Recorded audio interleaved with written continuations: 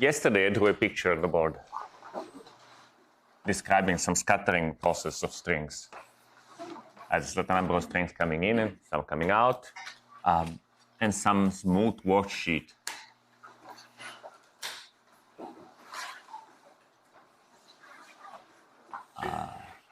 Interpolating between the configuration in the past and the one in the future.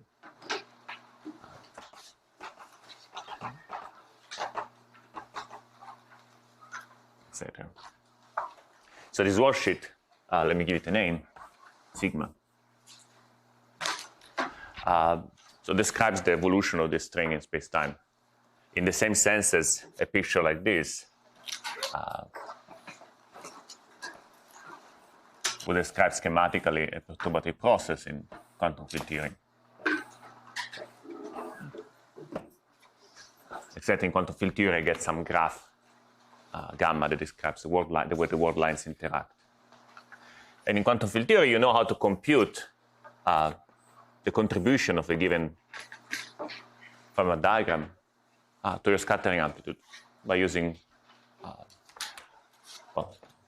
some simple rules.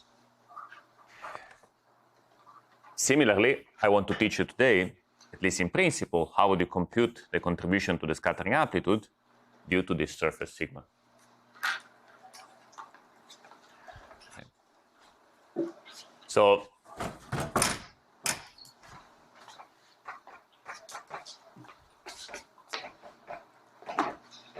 I'm going to do so in the so-called bosonic string theory. Now, the final formula looks at first very strange. It's a combination of two integrals. There is a path integral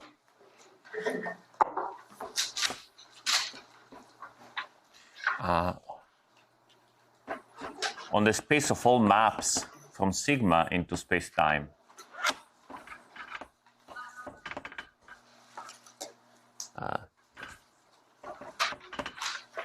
With some action.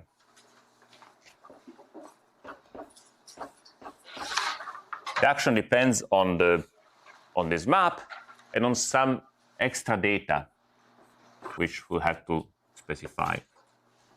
Somehow encode some intrinsic geometry of this Riemann surface, of this surface. Sorry.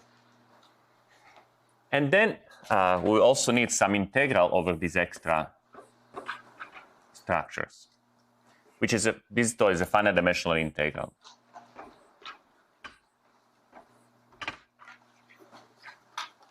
Now, in order to motivate this expression, I want to just write a completely analogous expression for quantum field theory. So I'm going to show you that in a scalar quantum field theory, you can rewrite your standard Feynman diagram amplitude as an integral, as two integrals, a path integral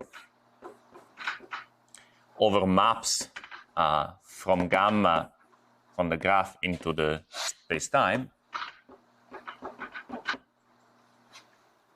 with some simple action.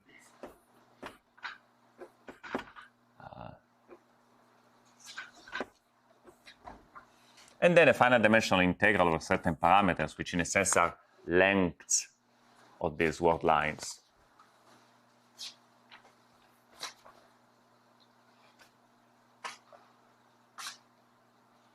Okay.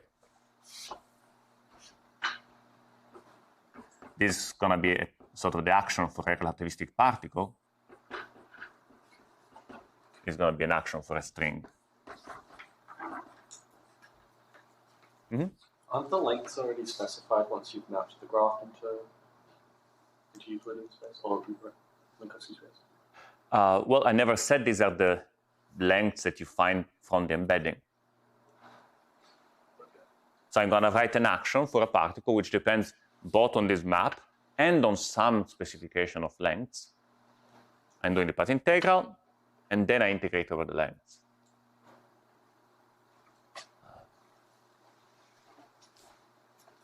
This is sort of a first quantized description of the process. So for example, if you just had a free particle, Mm-hmm. how would you put this L in?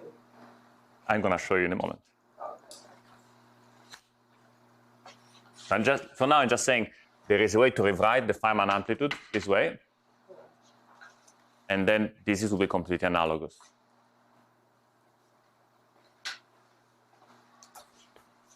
So let me consider a theory of scalars, just one scalar field with some mass m. How does the Feynman integral look like? Let me put some labels. Let me denote the interaction points as 1, 2, 3, 4, 5. There will be internal momenta, say P1, 2, P2, 3, P3, 4, P4, 5, P5, 1.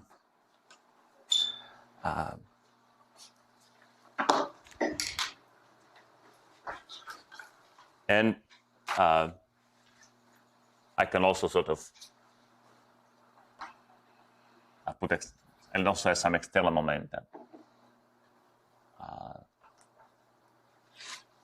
I could just label the external legs by other numbers.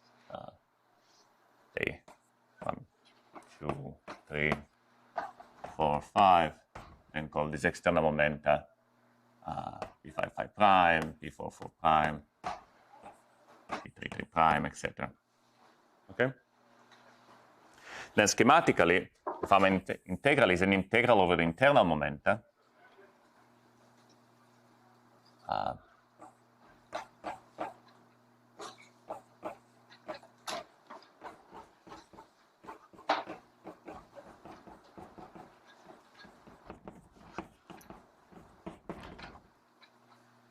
of a bunch of delta functions for the vertices.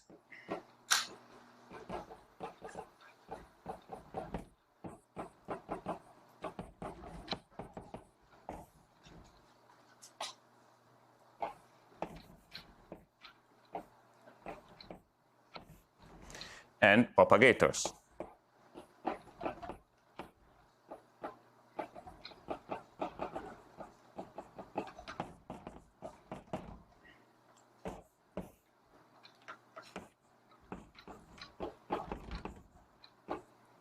I should probably also put an I epsilon. But anyway, doesn't matter. Okay.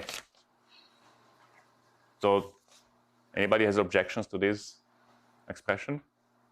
Why are there no weights related to the internal vertices? Sorry? Just momentum conservation and no coupling constant? Yeah, sorry, I can put a G to the number of vertices. Okay. But let me just ignore that.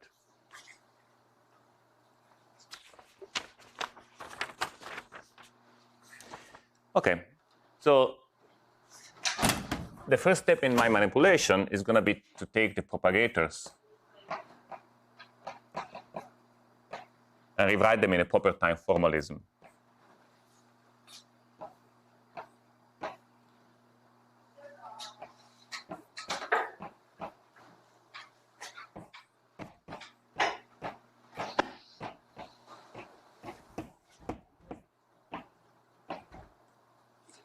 Okay.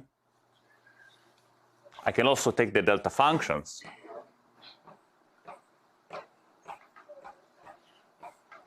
and rewrite them as integrals over space-time of integrals over the positions of the interaction points.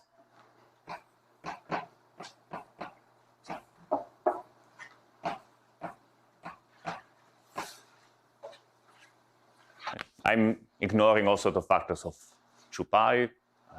2 pi is 1. So, are you okay with these ones too? Right. So after I do this, the integrals of the momenta are Gaussian, and I can just execute them. So now I have a product over internal vertices of the integrals over the positions of these internal vertices.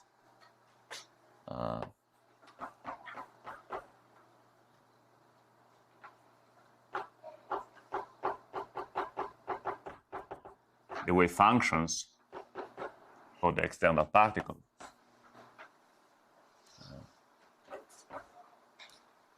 And then some propagators in position space.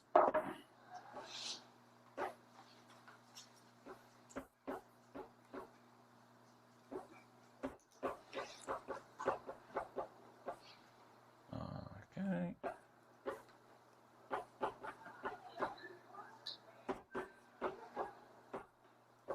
Okay.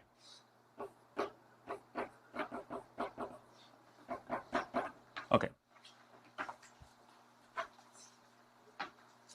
So I got rid of the integrals for the momenta, I'm left with the integrals for the positions, and the integral over these lengths.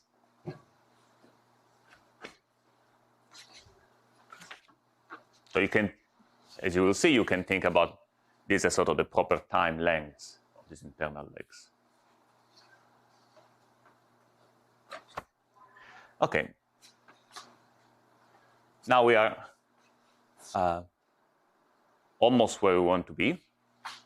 For now, we just have an integral over these lengths, an integral over the positions to the vertices. Now I want to write this part as a path integral over the positions of each individual point of the edges. So I need to find an interesting expression for this Green's function, the position space propagator. So let me just give it a name.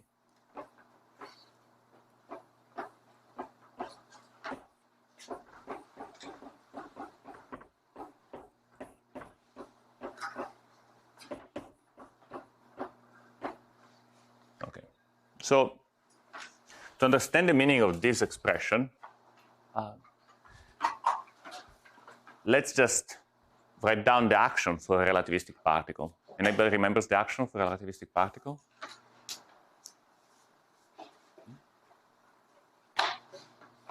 So if I have a particle which has some trajectory in space-time, what's the action? Yes. So which can be written as, so let's introduce some parameter which parameterizes the trajectory. Let me run it from 0 to 1, it's purely conventional. And then I have something like square root of dx mu over du, dx mu over du. Okay. So I describe my trajectory as some map, right, from the interval to space-time.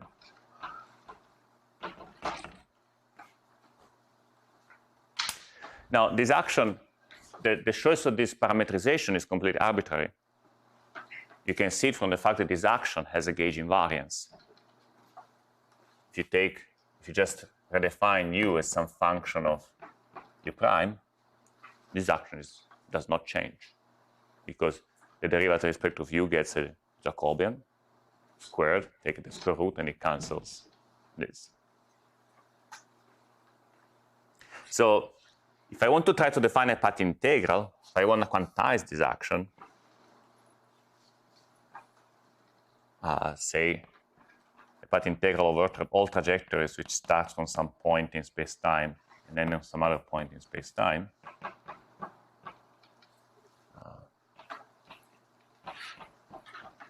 I need to divide away this gauge symmetry, otherwise I'll overcount trajectories a lot. So these sort of transformations are diffeomorphisms of a word line. I'll denote it as diff, the group of diffeomorphisms. So I need to do a path integral of all trajectories modulo diffeomorphism of this action.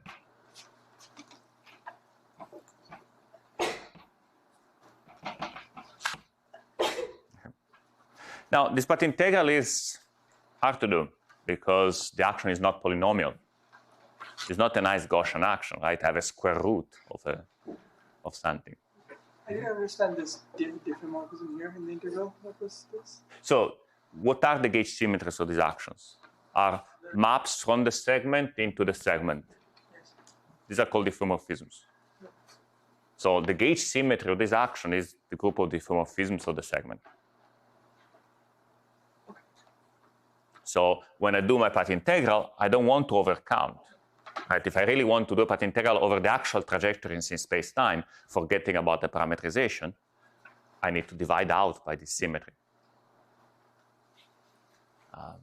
And of course, to do that properly requires perhaps a little bit of work, like gauge fixing, BRST quantization, whatever.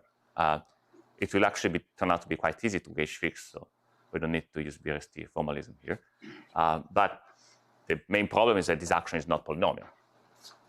Just write that x dot squared. So what I want to do is to replace this classical action by some other classical action which is equivalent to it, and then try to, but could be quantized more easily.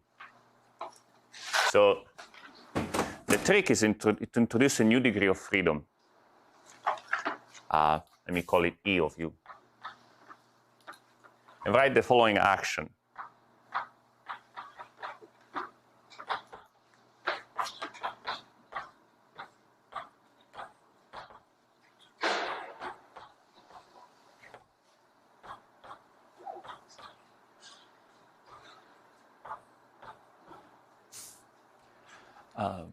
This action is still diffeomorphism invariant as long as this E behaves properly, meaning I want E du, E of u du, to be the same as E of u prime, the u prime, right? Well, so under diffeomorphisms, x of u goes to some x of f of u, E of u goes to E of f of u, df over du. These are our gauge transformations now. And it's easy to show that this action is invariant under these gauge transformations. Now, this action is quadratic in x. That's good. Of course, it's still not polynomial in E. We cannot just get rid of the problem completely. But the nice thing is that we can gauge fix E away. See, if you look at this transformation, you see that if you want to get rid of E, pretty much all you need to do is to pick an f such that the df of du is 1 over E. Right? I have sort of 1 degree of freedom in E, 1 degree of freedom in my gauge transformations. I can get rid of most of E. But I cannot quite get rid of all of E, in the sense that the integral of E from 0 to 1 is gauge invariant.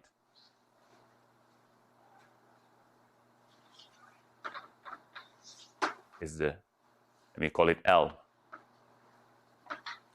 So it's easy to show that you can always pick a diffeomorphism that allows you to get rid of E almost completely, except for this constant mode. So you can always gauge fix E to be constant and equal to 1 over L.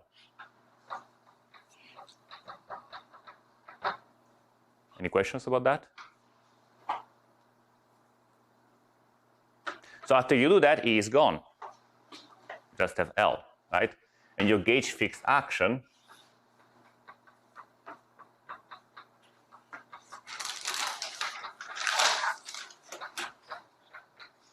is now very simple.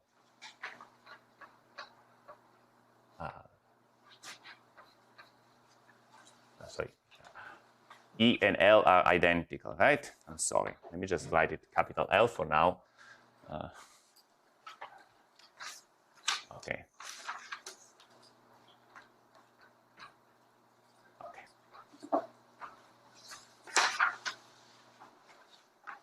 Okay. Mm-hmm.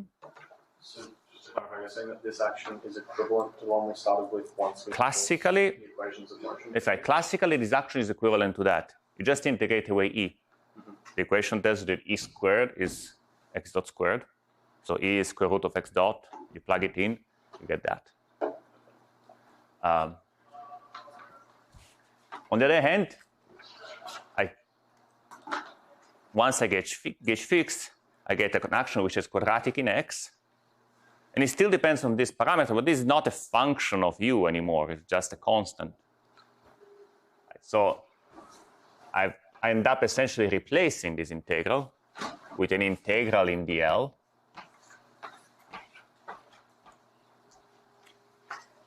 followed by a path integral with this simple quadratic action.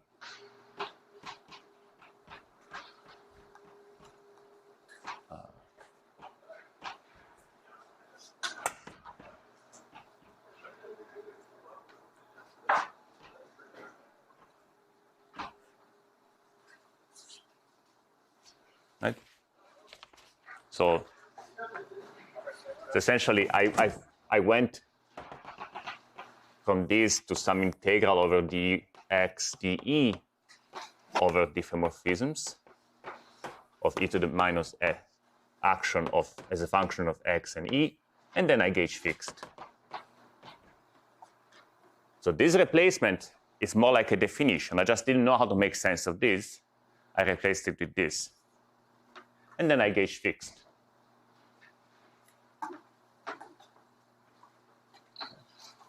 Now, this is something you should recognize from your quantum mechanics course, right? A path integral with an action which is x dot squared. You know what the answer is. It's precisely that.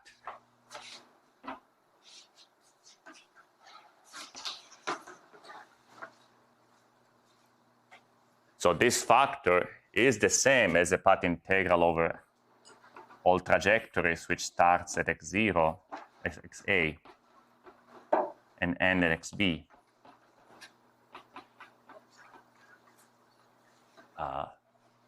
With that action.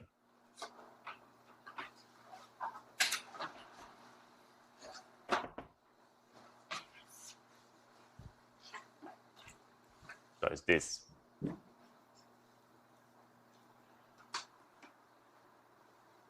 Any questions?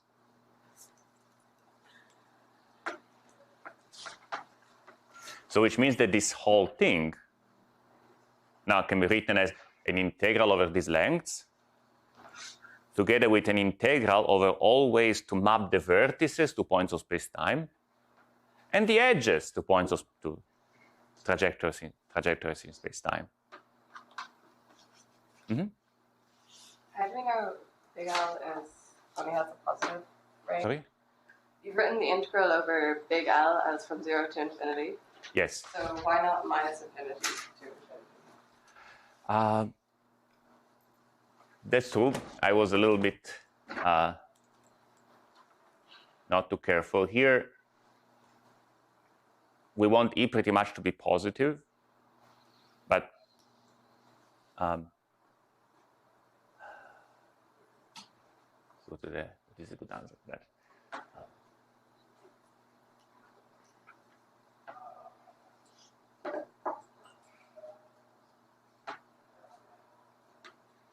The point is that there is a second sort of,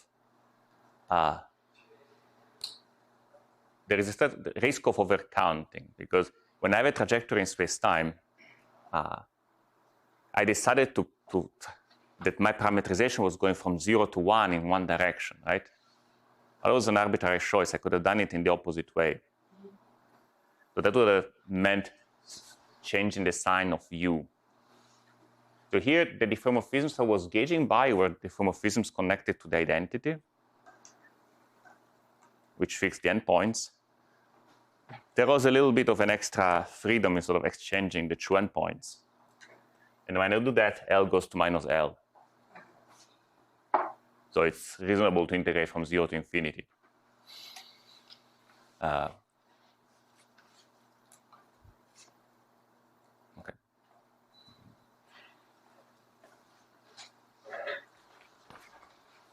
So So this justifies this expression. The Feynman diagram can be written as an integral over these lengths, which are sort of the gauge invariant part of the E's, and an integral over all the maps on the graph into space-time. So I want to try to do the same now for the string. So the first step will be to understand what is the action for a string.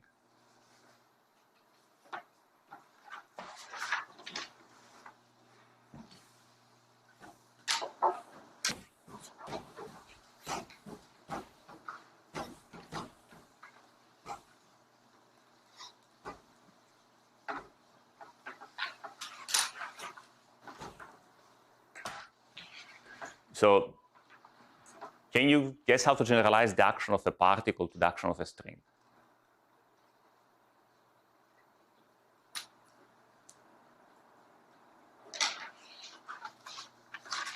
So a particle is one-dimensional word line in space-time, and you have an action which is the length of the word line. The string describes a two-dimensional word sheet to space-time. What could the action be? The area of the word sheet. That's right. So I'm going to put some constant in front, which is analogous to the mass. And then I can parameterize the worksheet locally by some coordinates, u1 and u2. So in this picture, I will just sort of define coordinates of points by some parameter. So I'll just pick some local coordinates on the worksheet. Of course, I typically cannot pick local coordinates globally on the worksheet. We'll have to have patches. We'll discuss this later. But for now, in each patch at least, I can pick a parameterization of the worksheet and write down an action, which is the area. What is the area? Well, it's the square root, or the integral of the square root of the determinant of a 2x2 matrix, which is the pullback of the metric from space-time.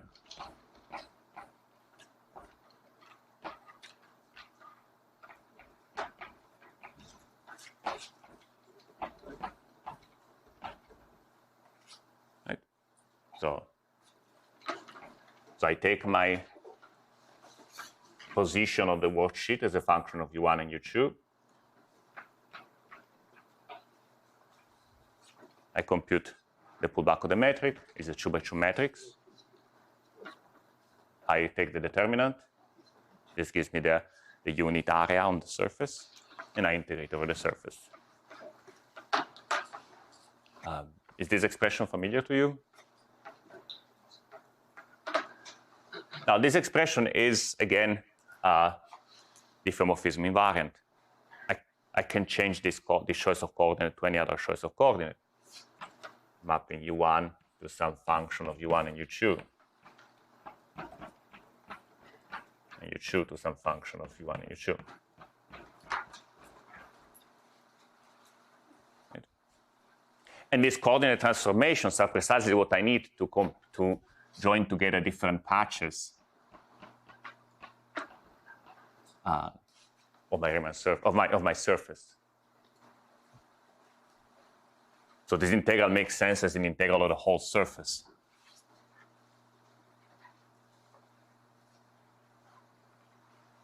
So actually, let me give these variables capital to distinguish them from the particle.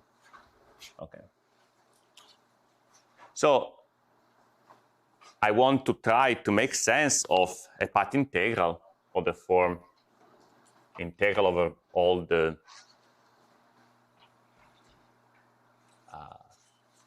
x's divided by the diffeomorphisms of e to the minus s of x. But again, we have the problem that this is not quadratic, it's not polynomial, it's very hard to work with. I have no idea how to quantize something like that. So this is something called the Nambu Goto action, by the way. So I want to find another action which is classically equivalent to this, that has some extra auxiliary degrees of freedom, which make the dependence on the axis a bit better. This is called the Polyakov action. So what I'm going to do is I'm going to add a new degree of freedom, which is a metric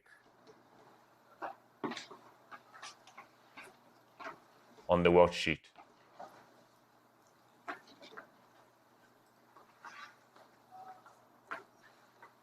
And then I'm going to write a Polyakov action.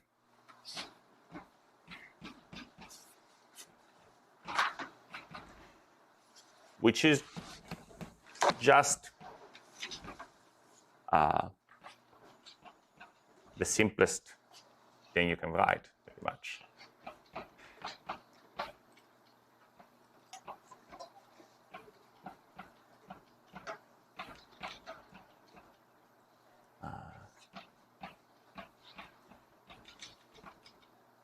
Okay. So it turns out that if you integrate away the metric in the Polyakov action, you go back to the Nambu Goto action. The equations of motion of the metric fix it to be the pullback of the space-time metric. The metric induced from the embedding of your surface into space-time. Now, in order to proceed in analogy with the particle case, we should now try to gauge fix the metric away using diffeomorphism symmetry. Because this action is quadratic in the x in the map, but it's not quadratic in the metric. Remember, this is the determinant of the metric. And this is the inverse metric. So there is a problem, though. A metric in 2 dimensions has 3 components. Diffeomorphisms have 2 components. So you just cannot use diffeomorphisms alone to make your metric trivial, say flat. And this is quite clear. 2-dimensional metrics can have curvature. The curvature is a diffeomorphism invariant notion. So I clearly cannot get rid of curvature by a coordinate transformation. The best I can do using diffeomorphisms is to map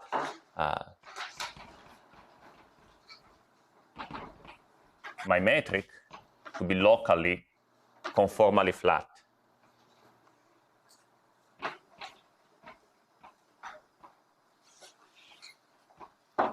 So I cannot make it flat, but I can make it proportional to the flat metric. So see, now I have only 1 degree of freedom. I had 3, I used 2 diffeomorphisms and left with 1. This can be done only locally. There are all sorts of interesting issues here, global issues, but we'll come back to that in a few minutes. Now, something very nice happens. If you take this action and you plug in a metric which is proportional to the flat metric, the result does not depend on the conformal factor, does not depend on phi.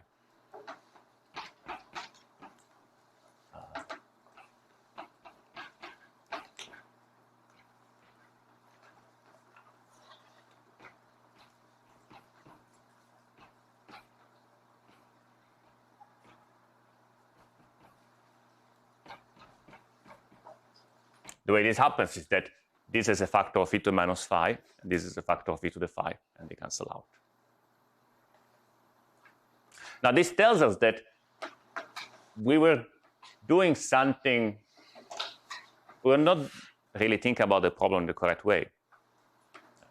So we were trying to study, so if you just went in analogy with the particle, we would have said, I want to study a path integral over x and over the metric over modding out the diffeomorphisms as a gauge symmetry. But it turns out that the action is actually independent of 1 extra degree of freedom. So this action is actually invariant under a different transformation. So this was diff. But there is another transformation, it's called Weil transformations. We just take the metric and rescale it.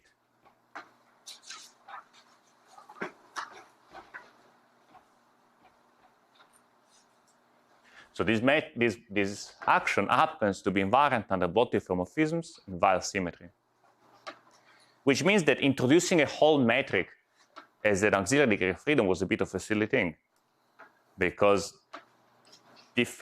metrics related by Weyl transformations would have the same action, would give the same action. Instead, what really should do is to integrate over the space of metrics modulo scale transformations. This is a better chance to be a good definition.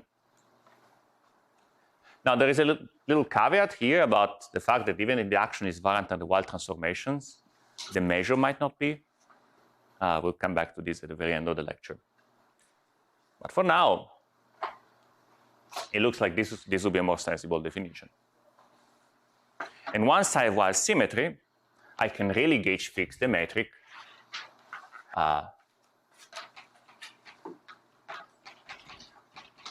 to be exactly flat. Right, I can just adjust use my transformation lambda to get rid of phi. So now we can proceed, because we gauge fix away the metric completely, and we're just left with a nice quadratic action in these fields. Now, even classically, something quite nice happened, right? I started with a very nonlinear problem, which is classically, what is the problem? It's finding surfaces of which extremize the area, like subbubbles. It's a very nonlinear problem, but somehow you can manipulate it until it becomes a free problem. Just solving a bunch of Laplacians. Where is the trick? The trick is that when you gauge fix, you need to remember the constraints. The equations of motion of the metric are still something you need to impose. You only need to impose them as initial conditions, and they may remain true during evolution, but they need to be imposed. So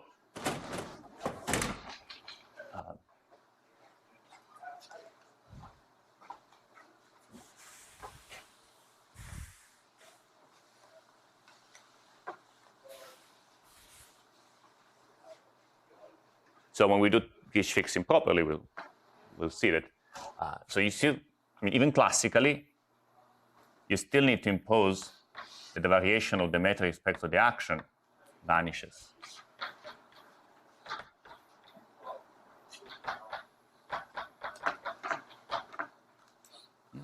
So this remains as a constraint on your equations of motion. This is the same as the two-dimensional stress tensor. And it's just something like dx mu over dua, dx mu over dub minus del db. There is some correction.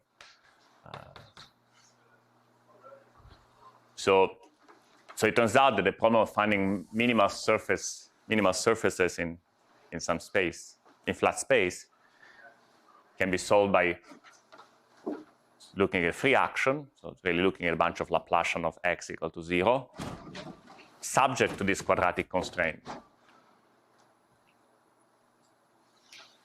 Doing this quantum mechanically will require more work. We'll have to use ghosts, DRST quantization, and so on. But this is the basic idea. This is what makes the problem really tractable, the fact that everything is, we're just using free fields. Mm-hmm. Once you've already chosen the gauge fixed action, yes, I don't really understand how the constraint adds anything to it doesn't add any new information.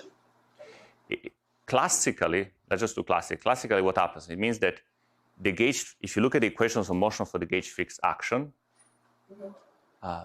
Not all of them are solutions of the original problem, but only the ones for which the initial conditions satisfy the constraint. What do you mean by initial conditions? it's like the whole solution has to satisfy this constraint, but this constraint automatically holds as long as it's satisfied in the initial conditions. I mean, the equations of motion here are some equations of partial differential equations in U1 and U2, right? And you had to put some boundary conditions to solve them. Yeah, but like that, to me, that action, I mean, this constraint just says that the action is independent of H, right? Is the equations of motion for H. Oh, See, okay. we have a bunch of equations of motion, which depends on a certain set of degrees of freedom. We use our gauge freedom to set some of the degrees of freedoms to some convenient values. But the equations of motions are still there. They have a bit less content than the equation of motion for the non-gauge fixed modes, but they don't have trivial content. A good exercise for this is to look at the Coulomb gauge in electromagnetism. When you solve the equation of motion of electromagnetism, you get a constraint, right? Divergence of A has to vanish.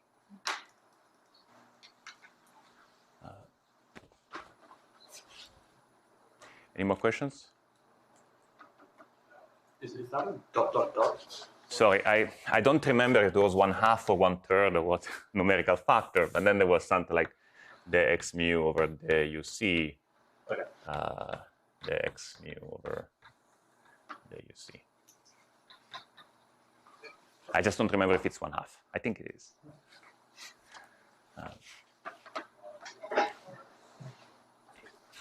Okay, so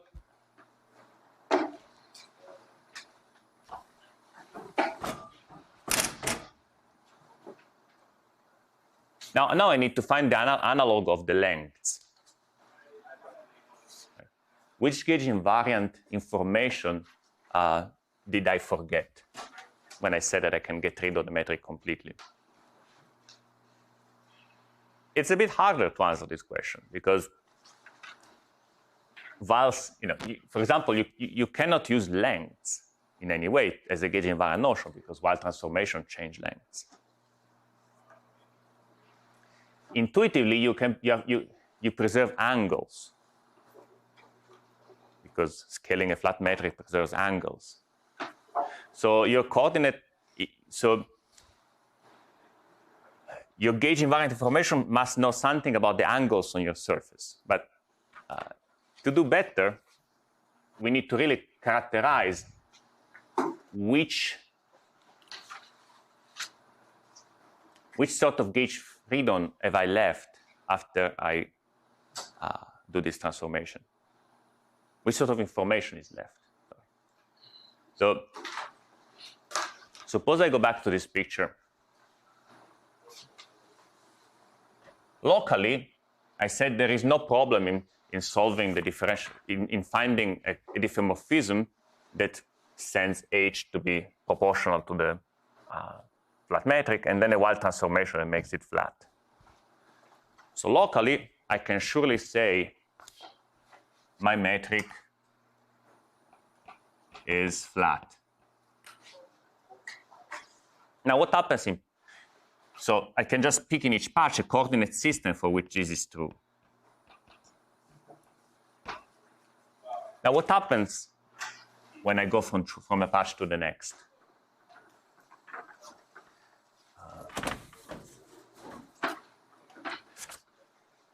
So I have my transformation.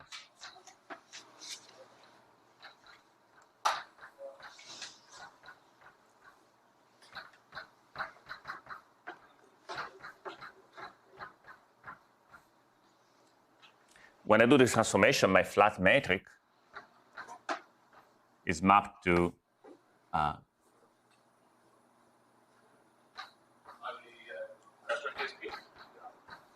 something that looks like this.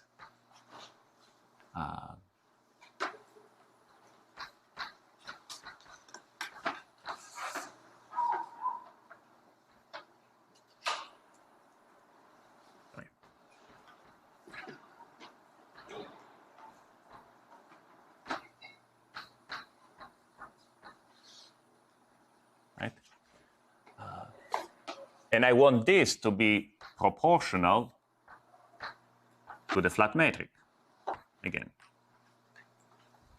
So I need to characterize what are the coordinate transformations which map a flat metric to a conformally flat metric. These are called conformal Killing vectors infinitesimally. Anyway, so I need to characterize these transformations. Now, in dimension higher than 2, these transformations are pretty rare. But in 2 dimensions, it turns out that there are a lot of them. So a way to understand, a way to find a solution to this problem is to use complex coordinates. So define a coordinate z, which is u1 plus I u2. Then your flat metric looks like the z bar. Okay, there's a factor of 2i, but that's one. If I do a coordinate transformation, which is holomorphic, then the metric becomes this.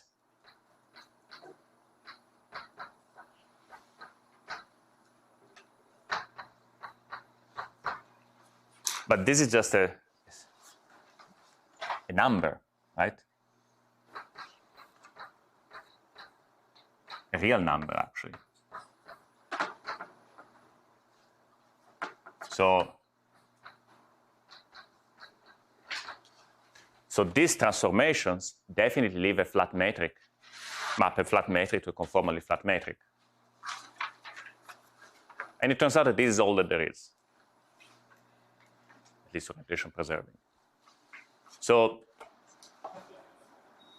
if you just replace your real coordinates with your 2 real coordinates with 1 complex coordinate, then you discover that your coordinate transformations must be holomorphic. So by doing local gauge fixing and comparing your different local gauge fixing, you ended up covering your surface with an atlas of complex coordinates with complex coordinate transformations. This is what's called a complex structure. You're really looking at the surface now as a complex manifold of complex dimension 1. The complex structure on the surface is a gauge invariant quantity.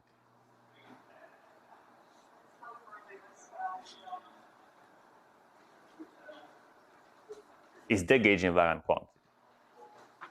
Is what's telling us that the surface is not just a flat space. It's some sort of information that is left even after we gauge fixed as much as we could. Now, it turns out that the space of a given surface can be endowed with complex structures in many different ways, but there is a finite dimensional space of complex structures. So, in conclusion, the analog of this integral over length here becomes an integral over the space of complex structures.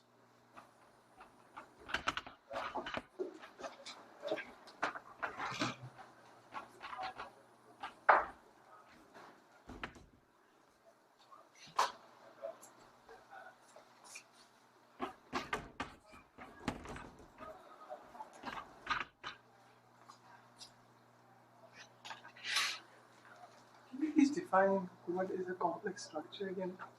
It's a way to equip your surface with complex coordinates. And you need a continuous mapping and holomorphic transformation or something like any other constraint? No, so every time you give me a surface and you equip it with an atlas of complex coordinates, that's a complex structure. Okay. Now, obviously, just giving you this definition is far from obvious that there's a finite dimensional space of complex structures, for example. What you can do is that you can sort of ask yourself, how do I change a complex structure a little bit? You can sort of maybe change your definition in the non-holomorphic way infinitesimal in each patch, and then try to see if you can modify your coordinate transformations in a way that they are holomorphic in the new coordinates. You have sort of a certain amount of freedom in each patch, so change the definition of your holomorphic coordinate, and a certain amount of freedom in each intersection of patches, which is change the map within the patches. If you look at how the problem looks like, you end up with the problem in cohomology. So the change in the complex structure ends up being an element in the cohomology of the surface, in some cohomology theory. And you can compute that cohomology theory and find it's a finite dimensional space. So you find that there's a finite number of ways to change the complex structure of a surface.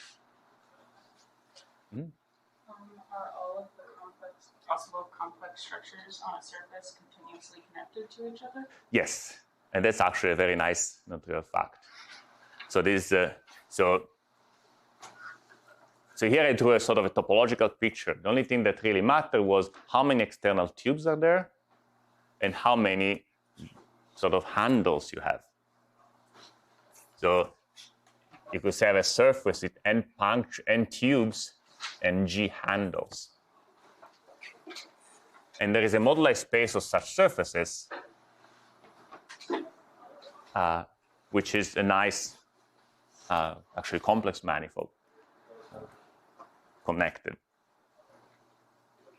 And I'm gonna say something more about it in a moment. But anyway, so this is what we need to do to compute a string theory scattering amplitude. We need to, at least the contribution of a given topology to a string theory scattering amplitude. Yes? So, sorry, just to clarify for myself. So basically from what we did over here for this, is it just that the integral over this additional metric and modular the diffeomorphisms and while all got replaced by this input? That's right. So I said, essentially I'm saying that this becomes a path integral over X and in a finite dimensional integral over complex structures.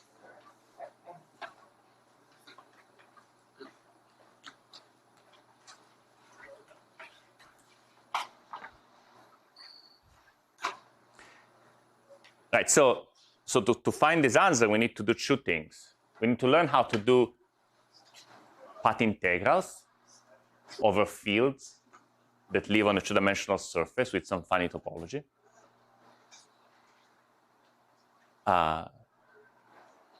So this is a problem in two-dimensional conformal field theory, quantum field theory, actually. But these are free fields, so it's not a terribly hard problem. It's doable. It's a bit painful because the surface is complicated, but it's still free field theory. And then after I do the calculation for a given complex structure, I need to find a way to integrate over the space of complex structures to get the final answer. So in the next few lectures, so we spend a few lectures on how to do this, and then we'll describe how to do that. Now, how does this space of complex structures look like? Let me give some examples.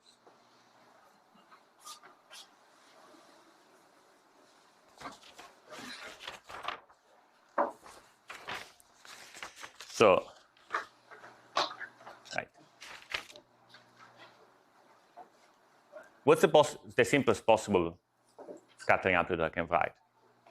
In quantum field theory, it would be something like one line comes in, line go out. Okay. In string theory is one tube comes in and two tubes go out. So this is what you call, so it's a surface that has three external legs and no extra handles. Now this has just one complex structure.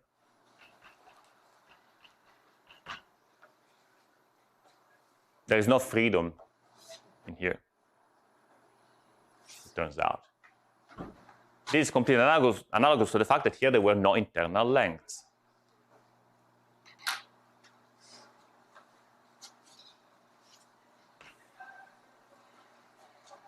Next example. Suppose I have a three-level, four-point amplitude. I can draw 3 Feynman diagrams. Sorry.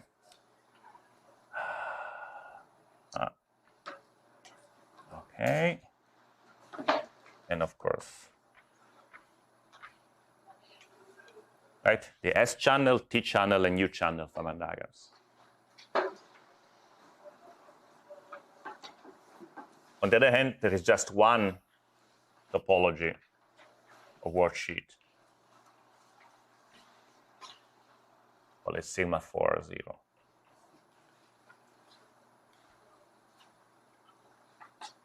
So here in quantum field theory, we had one real degree of freedom, the internal length of this edge. So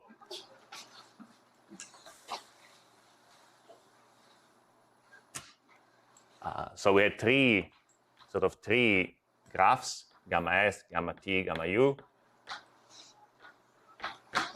And I can adapt their moduli spaces.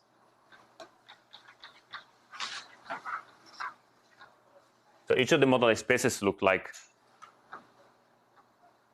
a line parameterized by the length of the corresponding edge.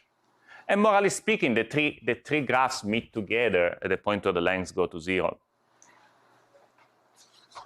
So the moduli space kind of looks like this.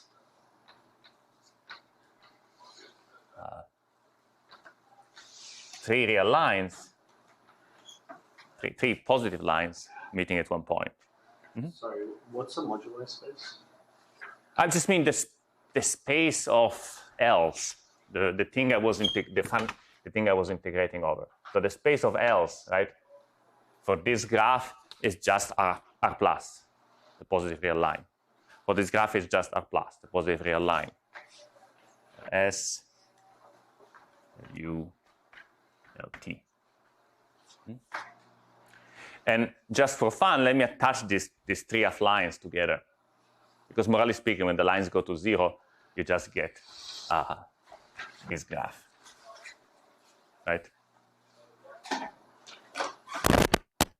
Now, let me try to describe for you the moduli space of complex structures of this surface.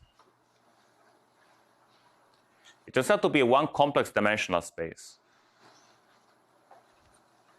And it roughly looks like this. Now, I'm sorry, don't confuse this with the worksheet. I'm not describing the worksheet. I'm describing the space of complex structures. So for each point on this space describes some complex structure on this manifold. Roughly speaking, this complex structure corresponds to a surface which looks like this.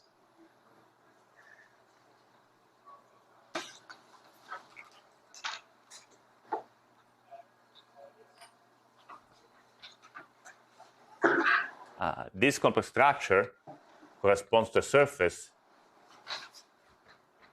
which looks like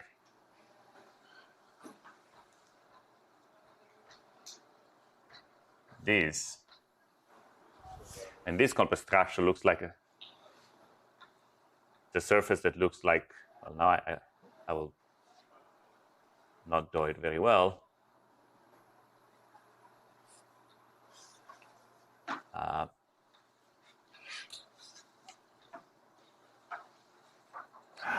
Sorry. Anyway, these are surfaces that were supposed to remind you of an S channel, T channel, and U channel Feynman diagram. So this is a pattern that repeats itself for general surfaces. Mm-hmm. They are different. Yeah, they're the same. Topologically, they're the same, but they have a different complex structure. Now, you could ask in which sense does a picture like this represent the complex structure? What I mean is that if you take this picture, you just put the metric that you see, and you gauge fix it, you'll get the complex structure corresponding to this point or this point or this point. Right, a complex structure is a gauge fixed metric. So in particular, to give a complex structure, I can just give you a metric. There can be many different metrics which give you the same complex structure. But if I just need to give you a description of the complex structure, I can just draw a picture. You sort of derive the metric from the picture, and you gauge fix it to a complex structure. So as you see, the moduli space of surfaces for a string theory process, or complex structures for a string theory process, kind of looks like a complexified version of the moduli space of lengths for the Feynman diagrams. Except it does not have some nasty point like this. It's nice and smooth. Well, it has some singularities, but nothing serious. So more generally, if you look at the moduli space for a general surface, it's a very complicated space. But it has patches where the surface kind of looks like a Feynman diagram, somewhat thickened up. So those patches are sort of responsible for the fact that the string theory at low energy behaves like a quantum field theory, actually. But the fact that everything is nice and smooth is part of the reason that string theory has no UV divergences. Right? The UV divergence in a Feynman diagram corresponds to the situation where some of these interaction points collide, just sort of these sort of special points here in the space of lengths of Feynman parameters, proper lengths. But there is no such singular point here. Okay, sorry, I'm a little bit over time. Let me just use 2 more minutes. As I said, this is okay only while symmetry is actually symmetry of this action, of this measure, not just of the action. Now, when you have a symmetry of an action, the classical action, you try to quantize the classical action. The symmetry might or not survive quantization. It survives for sure if you can discretize your measure, regularize your measure in a way that preserves the symmetry. Then you're fine. But if you cannot, then there is a possible problem. In quantum field theory, you might have encountered this in the chiral anomaly. Here, what's going on is that how do you regularize a measure in a path integral usually? How do you regularize the measure of a path integral? Say, I have a path integral for a scalar field, I want to regularize it. What do I do? Compacted by the space-time? Compacted by the space-time? That's for infrared problems. I want to regularize UV problems. You discretize, that's right. Maybe you throw away all the modes whose frequency and wavelengths are too short, right? These are all notions that use length as a notion. So it turns out it's perfectly possible to regularize this measure in a way that is diffeomorphism invariant, because lengths are a pretty diffeomorphic invariant notion. But they're not a Wall invariant notion. So it's very hard to regularize a measure in a way that remains Wall invariant after regularization. It's essentially impossible. So what you can do instead is you accept that the regularization breaks the symmetry, and then you try to see if you can restore it. So your regularized measure might change after you do a symmetry transformation, and you need to check if you can add some counter term to the action which will cancel this change. So you have anomalies when there are more things that can go wrong than things you can use to correct. So you really just write down the list of possible variations of the measure. And you write down the list of possible counterterms. And you check if they match or not. Typically, the difference between the two is a finite dimensional space. So there is a finite collection of things you need to check to make sure that the symmetry survives. For while symmetry in 2 dimensions is one number. So there is just one possible thing that can go wrong and which cannot be corrected by a counterterm. This number is called the central charge. So when you look at the various ingredients of the measure, each of these ingredients will give some contribution to the central charge. the central charge vanishes, then the measure is Wall invariant, and this makes sense. The central charge does not vanish, then the measure is not Wall invariant, and this makes no sense. So the central charge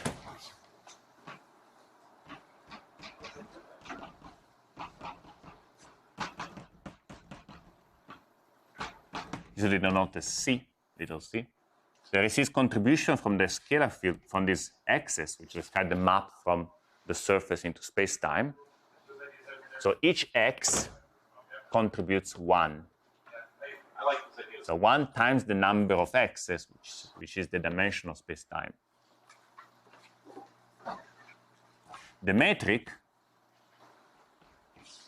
contributes minus 26. It's a painful calculation. The result is that the total central charge is d minus 26, which means that this theory, which is called bosonic string theory, can only make sense when the dimension of space-time is 26. When we repeat the calculation for superstrings, we'll find that the dimension of space-time should be 10. Okay, any questions?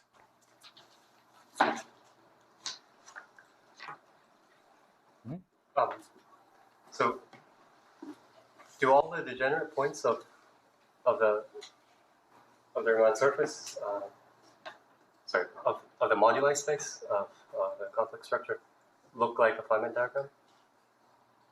So also to the tubes, so also to the asymptotic directions of the moduli space of complex structures do look like a Feynman diagram. That's right, like a Feynman diagram where some lengths are becoming very long.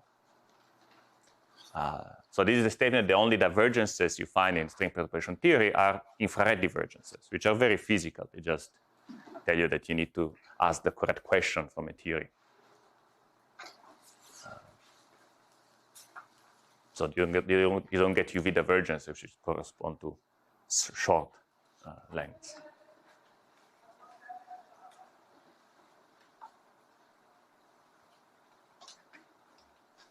Any more questions? Okay, so the next lecture is going to be just about this part, which means we'll study a free massless scalar in 2 dimensions.